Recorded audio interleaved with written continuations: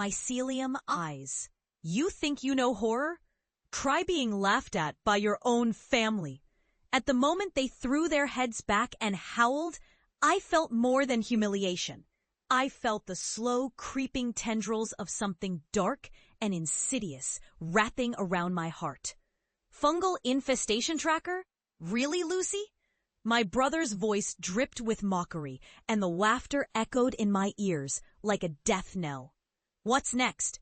Ghost hunting? You're going to disgrace the family. They didn't understand. They couldn't. It was easier for them to dismiss me as insane than to confront the truth I'd unearthed, the truth that had cost me everything. I had been a pest control specialist, and when I was wrongfully accused of sabotaging a client's crops, my career crumbled. I became obsessed, tracing strange infestations, mapping cursed territories in the soil, searching for the roots of the unspeakable horrors that lurked beneath the surface.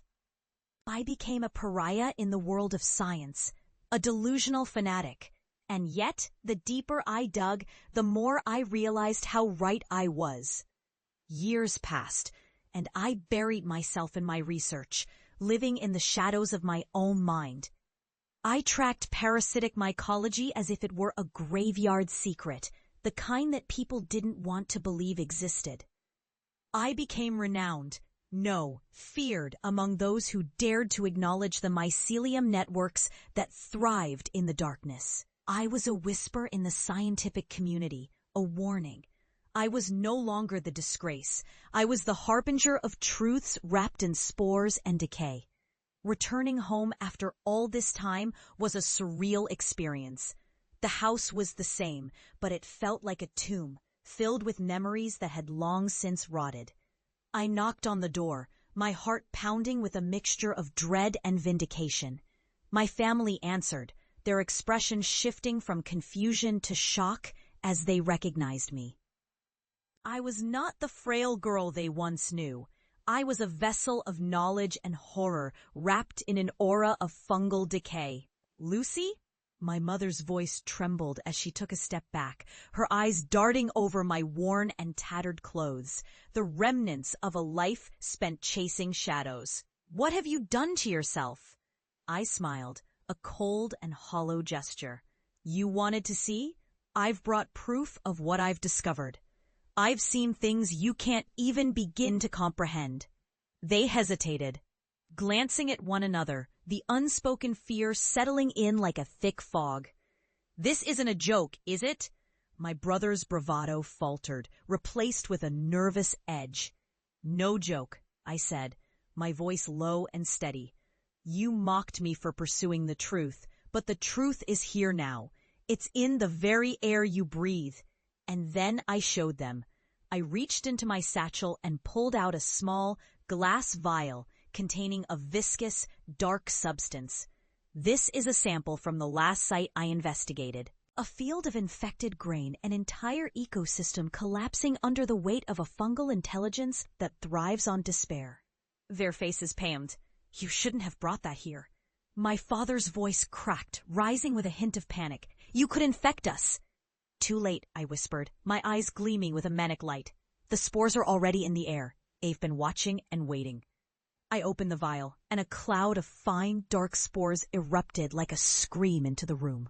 They swirled around us, a dark, living fog that clung to the walls and seeped into every corner of the house.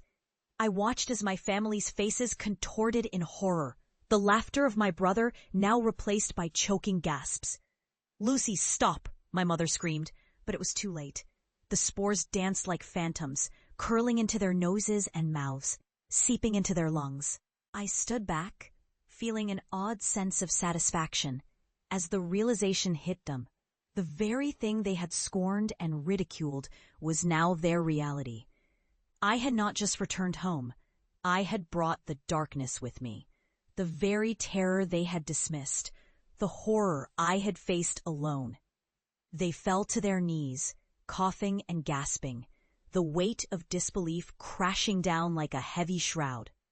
Why didn't we listen?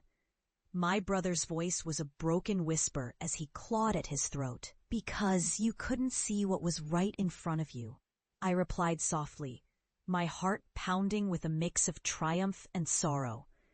You thought I was crazy, but I survived what you couldn't even begin to comprehend.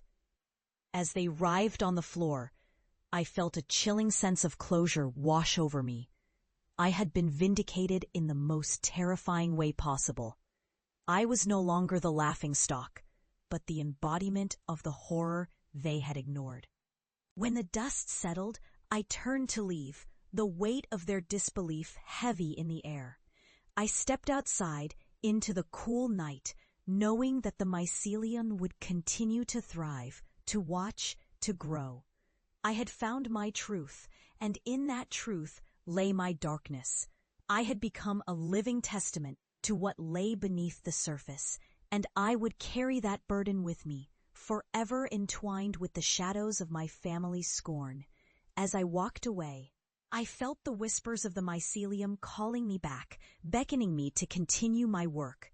The world was beginning to wake up to the horrors I had uncovered, and I was no longer alone. I was a guardian of truth, a tracker of the unseen, and I would never forget the price of disbelief. In the end, it wasn't just my family that would pay the price for their ignorance. It was everyone who chose to look away. The darkness was rising, and I was ready to face it head-on. Dad is attached in unwelcome guests while writing your story. Consider DIY pest control. It's tough when your family doesn't understand your passion, but taking control of your home environment is something you can manage. DIY pest control offers professional-grade supplies for both residential and commercial needs, so you can keep those creepy crawlies away while you focus on bringing your own horror to life. They also have a DIY learning center to equip you with the knowledge you need for effective pest management.